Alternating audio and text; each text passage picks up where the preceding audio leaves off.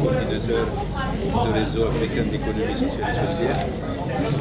Cette occasion qui a permis à l'ensemble des acteurs de droits de l'homme venir s'exprimer ici à travers justement les différentes rencontres pour parler un peu de la problématique au niveau régional et international et voir quel est le bilan, quelles sont les perspectives pour essayer d'amener plus de justice, plus de démocratie, plus de droit à l'humain en matière de développement, en matière juridique et en matière culturelle. Tout ça est soulevé et parlé, discuté, partagé entre les acteurs. Et ici, dans cette session que nous organisons aujourd'hui à travers le réseau africain d'économie sociale et solidaire, on a essayé de constituer deux panels importants. Un premier panel qui a parlé un petit peu de l'effort qu'a fait le Maroc pour amener l'économie sociale à s'installer dans ses politiques de développement au niveau national et surtout au niveau des territoires, à travers bien sûr l'initiative nationale de développement humain, à travers bien sûr les politiques départementales des ministères en charge de cette question. Et ça a été quand même un moment important parce que les internationaux qui sont avec nous, ils ont compris quel est le dessous et quelle est la bonne volonté qui est exprimée par le pouvoir public pour pouvoir amener les territoires à bénéficier, à mieux bénéficier justement de cette justice économique. Parce qu'on est en train de revoir la répartition des richesses à travers l'économie sociale et solidaire, à travers les coopératives, à travers les associations. On est en train de responsabiliser davantage les acteurs de l'économie sociale et solidaire. Et aussi, on est en train de développer une compétence locale pour pouvoir booster et pour pouvoir, disons, utiliser les ressources endogènes à chaque territoire. Et ça, c'est quelque chose de très important parce que l'international que nous avons avec nous a beaucoup apprécié tout ce qui a été dit, ce qui a été présenté au niveau du premier panel. Alors, le deuxième panel, il a débattu des questions d'ordre horizontal et d'ordre international. C'est-à-dire, on a essayé d'évoquer la question comment on positionne l'économie sociale et solidaire par rapport justement aux politiques des pays.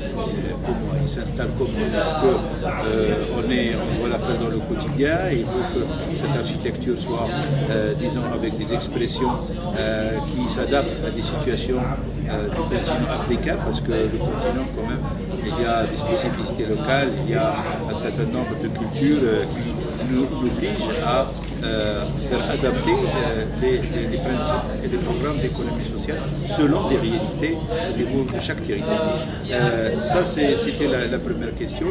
Les autres questions, ils ont concerné un petit peu comment l'économie sociale doit vivre, doit cohabiter avec l'économie de marché et l'économie publique.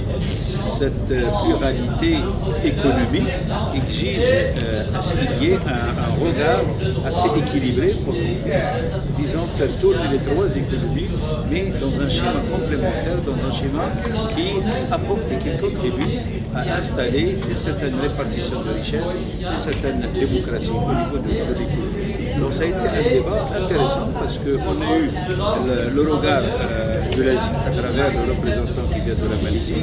On a eu un regard des États-Unis à travers un Afro-Américain qui est venu parler d'un territoire. On a eu un regard qui vient de Genève, d'un fondateur, d'un grand militant de l'Institut panafricain de développement qui a le siège à Genève.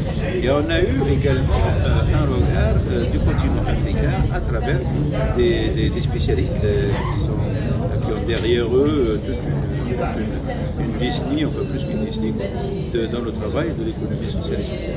Alors, l'ensemble, et puis l'Argentine également, parce que l'Amérique latine a été présente, l'Argentine également a permis aussi de nous livrer toute la politique entreprise par le gouvernement de l'Argentine pour, disons, améliorer les conditions des populations en situation difficile à travers un travail décent, à travers les outils de l'économie sociale et solidaire. Également, on a organisé des ateliers. Pour donner la parole à une diversité très large de participants.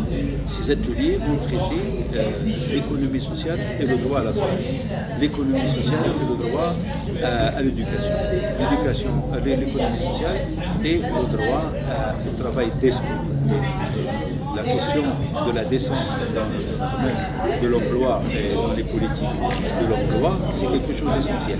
Ce n'est pas seulement le chiffre d'emploi qu'on crée à travers création d'entreprises, mais il faut voir quel type de travail qu'on est en train d'offrir à cette population.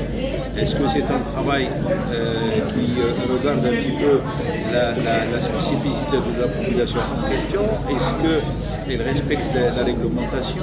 Est-ce qu'il y a un cadre ergonomique qui est équilibré, capable de fournir un environnement de travail correct et décent? Est-ce qu'il y a une rémunération équivalente à l'effort et à la pénibilité du travail, etc.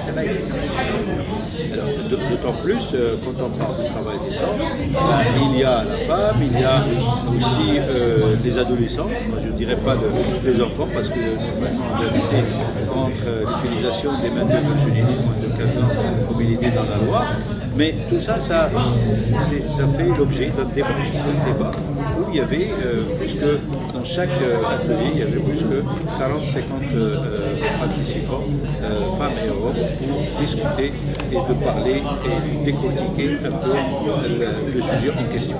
Alors, bien entendu, dans chaque atelier, il y avait des femmes et des hommes ressources qui sont venus des universités, d'un certain nombre d'endroits où il y a de l'expérience, des centres techniques spécialisés, etc.